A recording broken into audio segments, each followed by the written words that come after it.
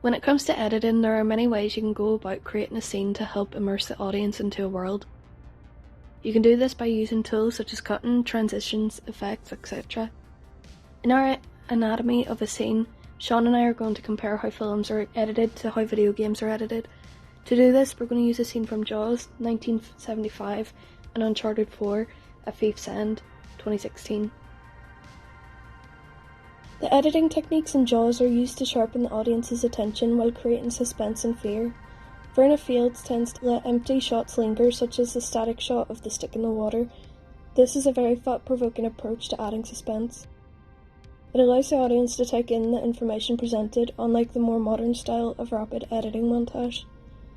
The editing within the specific sequence seems to be slow-paced, however the events unfold quickly.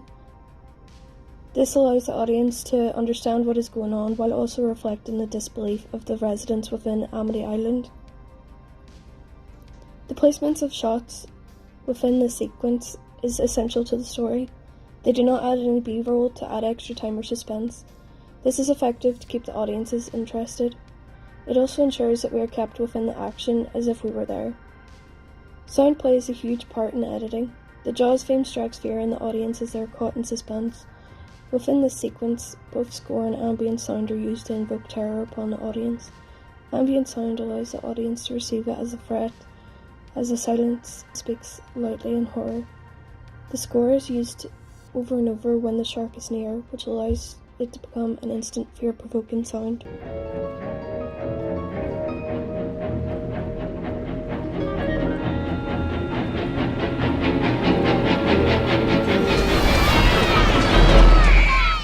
Now I will hand you over to Seán to talk about editing in video games and how they compare to film. Alright, so Uncharted 4, A Thief's End is the fourth game that Naughty Dog created in the canon series. Compared to Jaws, there is a significant difference in the type of editing that was done to create the game. It still has its simple cuts and transitions here and there, but most of the editing in the game is based around animation. Animation is one of the many areas of editing in this game. They use a method called motion capture to help create much more smoother animations on the screen. Here are some clips of the Naughty Dog crew and cast talking about the motion capture and animation. What's most important is when you stand back and you look at the whole, and when you're running through the level, and you're experiencing and playing through the gameplay. The environments, the characters, the art, it's all there to just support the experience. It shouldn't stand out as the experience. Come on!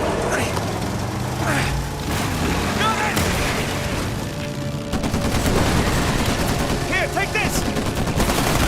All the games that I'd done before were all you go into a booth by yourself and you do the lines one by one. And I thought that's what it was going to be. And Gordon Hunt, who was the director, came over, and I'd known him for a while, and he said, "This is what we're going to do. You're going to start out here and you're going to go and whoa, Gordon, what are you talking about moving around here? This is a game, right?" And he said, "Yeah, it's motion capture." And I went, "Motion what?"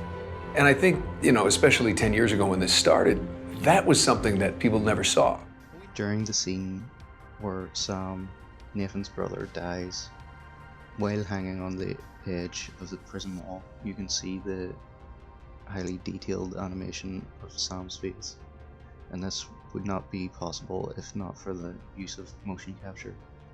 Once Sam falls to the ground below, Nathan is distraught. Harvey! No!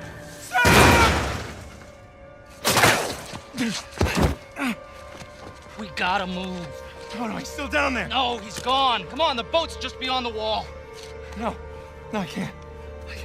Can't leave him behind. Nate, your brother is dead. Either come with me or join him. Just have it your way.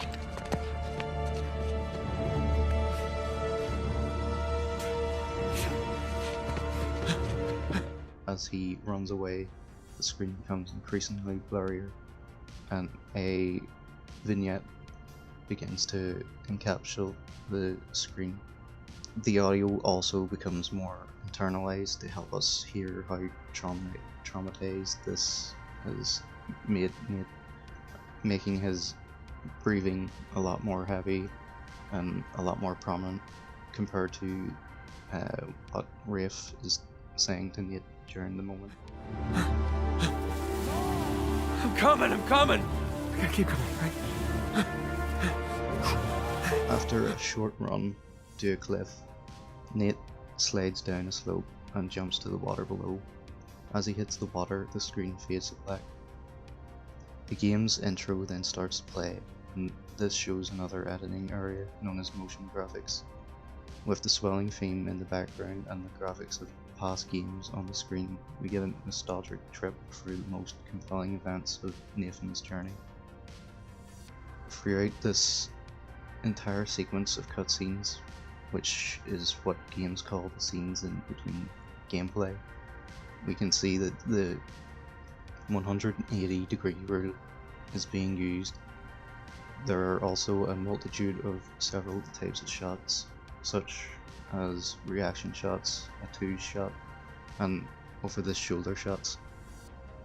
In conclusion, even though both Jaws and Uncharted have unique styles of editing, there is one thing that they both use to help create a more immersive story. That is the score. Like Rachael said earlier about how the score in Jaws helps to build tension for the audience, Uncharted uses the score to help the audience understand that Nate has witnessed a traumatic event. Then the intro sequence begins. You are hit with an epic score that will help to bring back older memories. With that said, Naughty Dog stated that they wanted to create a summer blockbuster, which means they wanted to make it as cinematic as possible, and they did. So there are a lot of similarities between the film and the video game. Thank you for listening to our Anatomy of a Scene.